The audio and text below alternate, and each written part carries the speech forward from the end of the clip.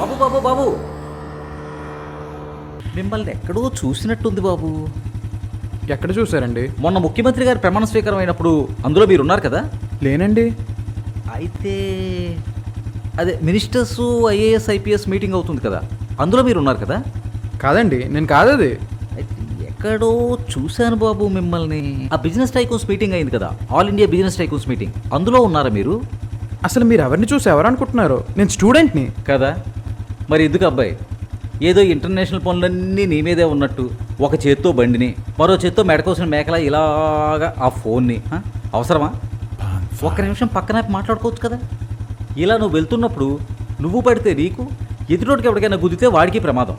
ఒక్క నిమిషం పక్కన పెడితే ఏమైపోదు కదా. పక్కన పెట్టి మాట్లాడుకో.